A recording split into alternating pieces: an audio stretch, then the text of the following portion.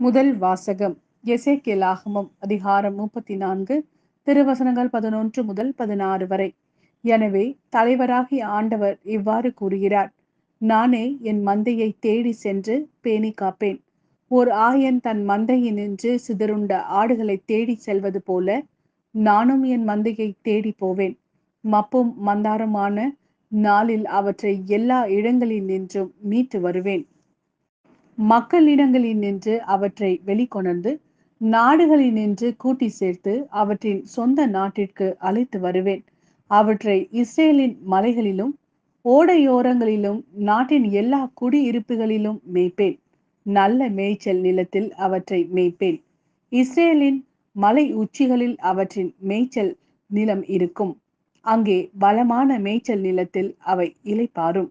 இஸ்ரேலின் மலைகளின் மேல் செழிப்பான மேய்ச்சல் நிலத்தில் அவை மேயும்.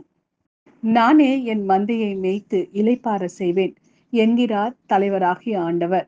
காணாமல் போனதை தேடுவேன், அலைந்து திரிவதை திரும்பி கொண்டு வருவேன். காயப்பட்டதற்கு கட்டு போடுவேன், நலிந்தவற்றை திடப்படுத்துவேன். ஆனால் கொழுத்ததையும் வலிமையுள்ளதையும் அழிப்பேன். இவ்வாறு நீதியுடன் அவற்றை மேய்ப்பேன். இது ஆண்டவரின் அருள்வாக்கு. இறைவா, உமக்கு நன்றி. இரண்டாம் வாசகம் ரோமருக்கு எழுதிய திருமுகம் அதிகாரம் 5 திருவசனங்கள் 5 முதல் 11 வரை. அந்த எதிர்நோக்கு ஒருபோதும் ஏமாற்றம் தராது. ஏனெனில் நாம் பெற்றுள்ள தூய ஆவியின் வழியாய் கடவுளின் அன்பு நம் உள்ளங்களில் பொழியப்பட்டுள்ளது.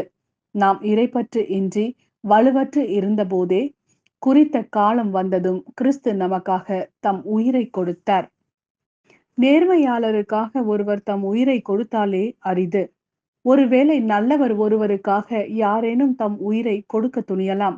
ஆனால் நாம் பாவிகளாய் இருந்த போதே கிறிஸ்து நமக்காக தம் உயிரை கொடுத்தார். இவ்வாறு கடவுள் நம் மீது கொண்டுள்ள தம் அன்பை எடுத்து காட்டியுள்ளார்.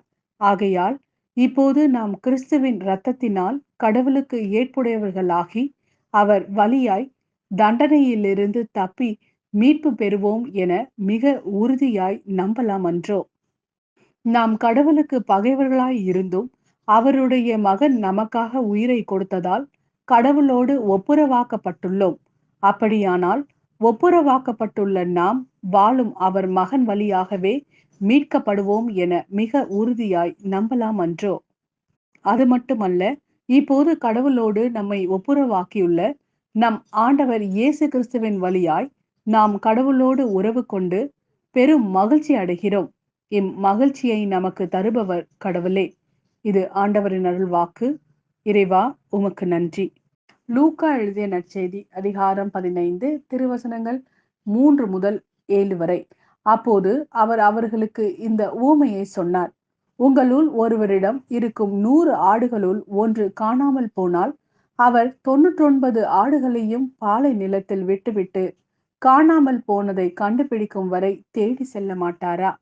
கண்டுபிடித்ததும் அவர் அதை மகிழ்ச்சியோடு தம் தோள் மேல் போட்டுக் கொள்வார். வீட்டிற்கு வந்து நண்பர்களையும் அண்டை வீட்டாரையும் அழைத்து, என்னோடு மகிழுங்கள், ஏனெனில் காணாமல் போன என் ஆட்டை கண்டுபிடித்து விட்டேன் என்பார். அதுபோலவே மனம் மாற தேவையில்லா 99 நேர்மையாளர்களை குறித்து உண்டாகும் மகிழ்ச்சியை விட மனமாறிய ஒரு பாவியை குறித்து விண்ணுலகில் மிகுதியான மகிழ்ச்சி உண்டாகும் என நான் உங்களுக்கு சொல்கிறேன்.